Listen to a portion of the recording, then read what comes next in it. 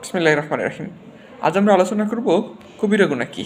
আল্লাহ তাআলার কিতাব, রাসূলুল্লাহ সাল্লাল্লাহু আলাইহি সাল্লামের সুন্নাহ ও অতীতের পুণ্যবান মনীষীদের বর্ণনা থেকে যেসব জিনিস আল্লাহ তাআলা তার রাসূল সাল্লাল্লাহু আলাইহি সাল্লাম কর্তৃক সুস্পষ্টভাবে নিষিদ্ধ বলে জানা যায়, সেগুলোই কবিরা গুনাহ বা বড় গুনাহ।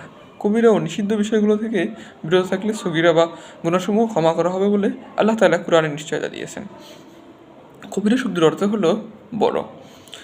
শরীয়তের পরিভাষায় কবিরা গুনাহ বলতে সে সকল গুনাহকে বোঝানো হয় যে সকল গুনাহ ব্যাপারে কুরআন অথবা সহিহ হাদিসে নির্দিষ্ট ঐহিক বা পারলৌকিক শাস্তির বিধান রাখা হয়েছে, অথবা সে সকল গুনাহকে কুরআন হাদিস কিংবা আলিমের ঐক্যমতে কবিরা বা মারাত্মক বলে আখ্যায়িত করা হয়েছে।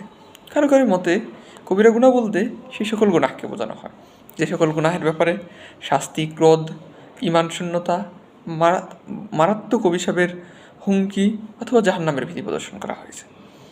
আবার কারো কারো মতে কবিরা গুনাহ বলতে সেই সকল গুনাহকে বোঝানো হয়েছে যে সকল গুনাহগার কি আল্লাহ তাআলা বা তদীয় রাসূল সাল্লাল্লাহু আলাইহি সাল্লাম অভিসম্পাদ করেছেন, অথবা যে সকল গুনাহগারকে কুরআন কিংবা সহিহ হাদিসে ফাসিক বলে আখ্যায়িত করা হয়েছে।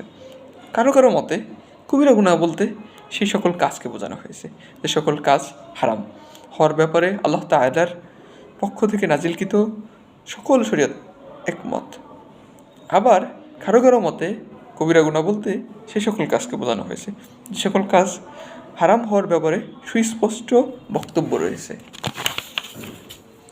আল্লাহ পাক রব্বুল আলামিন সূরা আশরাতে বলেন, আল্লাযীনা ইয়াজতানিবুনা কাবাইরাল ইসমা আল ফাওয়াহিসা ইযা মা গদিবুহুম ইয়াগফিরুন। আর যেসব ব্যক্তি যারা বড় বড় গুনাহ অশ্লীল কাজ থেকে সংযত থাকে, রাগান্বিত হলে ক্ষমা করে। সূরা নাজমে আল্লাহ পাক রব্বুল আলামিন বলেন, আর যারা বড় বড় গুনাহ ও অশ্লীল কর্মকাণ্ড থেকে বিরত থাকে তাদের জন্য আল্লাহ তাআলার ক্ষমা খুবই প্রশস্ত। অবশ্য ছোটোখাটো গুনাহ কথা আলাদা।